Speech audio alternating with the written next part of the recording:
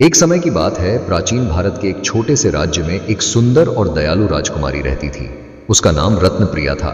रत्नप्रिया न केवल अपने रूप गुण के लिए जानी जाती थी, बल्कि अपनी करुणा और साहस के लिए भी। लेकिन राजकुमारी के मन में एक अद्भुत सपना था। वह चाहती थी कि उसके जीवन का साथी कोई ऐसा हो जो दिल से सच्चा और ईमानदार हो, न कि केवल राजसी ठाट बाट वाला। राजमहल में रत्नप्रिया का समय अधिकतर राज्य की जनता की समस्याएं सुनने में गुजरता था। वह अक्सर अपने पिता राजा सोमराज से कहती, पिताजी, मुझे लगता है कि सच्चा सुख महल की दीवारों के बाहर है। मैं जानना चाहती हूं कि हमारी प्रजा का जीवन कैसा है। राजा हंसते हुए कहते, रत्नप्रिया, तुम्हारी यह बातें तुम्हारे राजसी जीवन से मेल नहीं खाती। लेकिन अगर तुम्हें यह जानने की इच्छा है तो तुम्हें अपनी पहचान छुपाकर प्रजा के बीच जाना होगा। रत्नप्रिया ने अपने पिता से अनुमति मांगी और एक साधारण ग्रामीण युवती के वेश में नगर भ्रमण करने का निश्चय किया। वह सादगीपूर्ण कपड़ों में अपने सेवकानी मित्र सुमित्रा के साथ गांवों की ओर निकल पड़ी। गांव के जीवन ने राजकुमारी को बहुत प्रभावित किया। लोग कठिनाइयों के बावजूद खुश और सरल जीवन जीते थे। वहीं उसकी मुलाकात एक युवा किसान अजय से हुई। अजय अपने गांव का सबसे परिश्रमी व्यक्ति था। वह अनाथ था और खेतों में मेहनत करके अपना जीवन व्यतीत करता था। अजय का स्वभाव निस्वार्थ था। उसने रत्नप्रिया और सुमित्रा को बिना कुछ पूछे ही गांव दिखाया और उनकी मदद की। रत्नप्रिया ने देखा कि अजय केवल मेहनती ही नहीं है, बल्कि बहुत ही समझदार और सहृदय था। उसने अपने खेत के पास पेड़ों की छाया में दोनों के लिए भोजन का प्रबंध किया। आप बाहर से आई लगती हैं, अजय ने कहा। रत्नप्रिया मुस्कुराई और बोली, हाँ, हम दूसरी जगह से आए हैं, लेकिन तुम जैसे लोग देखकर मुझे लगता है कि यह जगह विशेष है।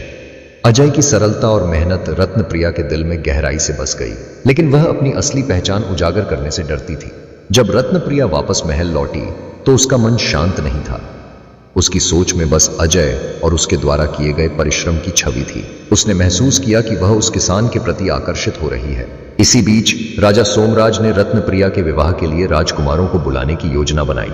उन्होंने पूरे राज्य और आसपास के राज्यों में संदेश भेजा कि राजकुमारी के लिए योग्य वर की तलाश की जा रही है। रत्नप्रिया ने पिता से कहा, पिताजी, मैं किसी राजकुमार से शादी नहीं करना चाहती।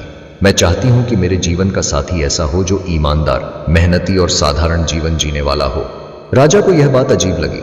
उन्होंने सोचा कि यह केवल रत्नप्रिया की मासूमियत है जो उसे ऐसा सोचने पर मजबूर कर रही है। राजा ने कहा, ठीक है, अगर तुम्हें ऐसा जीवन साथी चाहिए तो हमें यह परखना होगा कि वह योग्य है या नहीं।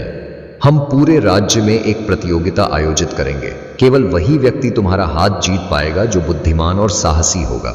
राजा सोमराज ने पूरे राज्य में एक अनोखी प्रतियोगिता की घोषणा करवाई।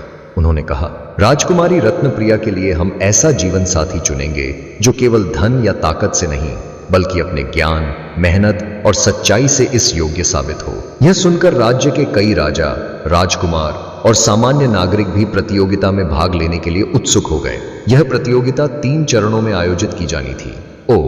मेहनत की परीक्षा, यह परखने के लिए कि प्रतियोगी कितने मेहनती और सच्चे हैं। 2. बुद्धिमानी की परीक्षा, प्रतियोगी की समस्या सुलझाने की क्षमता का परीक्षण। 3. साहस की परीक्षा, कठिन परिस्थितियों में सही निर्णय लेने की ताकत का आकलन। अजय ने भी इस प्रतियोगिता में भाग लेने का फैसला किया। उसे नहीं पता था कि प्रतियोगिता रत्नप्रिया के विवाह के लिए थी। उसने इसे केवल अपने आत्मसम्मान और खुद को साबित करने के अवसर के रूप में देखा। पहले चरण में सभी प्रतियोगियों को राजा के एक बड़े भूखंड को खेती योग्य बनाने का काम दिया गया। उन्हें बंजर जमीन को हरा भरा खेत बनाना था। अजय ने अपने अनुभव और मेहनत के बल पर 1 सप्ताह में ही जमीन को उपजाऊ बना दिया। उसने न केवल फसल बोई, बल्कि आसपास के अन्य प्रतियोगियों की भी मदद की। राजा इस बात से प्रभावित हुए और बोले, यह युवक केवल खुद मेहनती नहीं है, बल्कि दूसरों के लिए भी सहारा बनता है। सच्चे नेतृत्व की यही निशानी है। अजय ने यह चरण आसानी से जीत लिया। दूसरे चरण में प्रतियोगियों को एक समस्या दी गई। उन्हें एक पहेली सुलझानी थी। यदि तुम्हारे पास केवल एक छोटा सा बीज हो और पूरा राज्य अकाल की चपेट में हो तो तुम क्या करोगे? अधिकतर प्रतियोगियों ने जवाब दिया कि वे बीज को राजा के पास ले जाकर उसकी सुरक्षा करेंगे। अजय ने उत्तर दिया, मैं बीज को जमीन में बोऊंगा, उसे पानी और पोषण दूंगा ताकि यह फसल बन सके और कई लोगों को भोजन दे सके। केवल बीज को बचाने से राज्य का भला नहीं होगा, हमें उससे उपज निकालनी होगी। राजा और सभी मंत्रियों ने अजय की सोच की प्रशंसा की। यह चरण भी अजय ने जीत लिया। तीसरे चरण में प्रतियोगियों को जंगल में भेजा गया। वहां उन्हें खतरनाक परिस्थितियों का सामना करना था और एक दुर्लभ औषधि लानी थी। अजय ने निडर होकर जंगल में प्रवेश किया।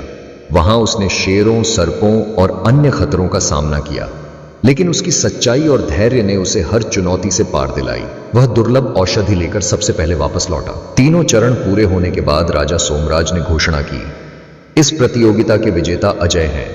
वह हमारे राज्य का सबसे ईमानदार, मेहनती और साहसी व्यक्ति है। अब उसे हमारे परिवार का हिस्सा बनकर रत्नप्रिया का जीवन साथी बनना चाहिए। यह सुनकर अजय चकित रह गया। उसने कहा, महाराज, मैं केवल एक साधारण किसान हूं। मैं राजकुमारी के योग्य कैसे हो सकता हूं?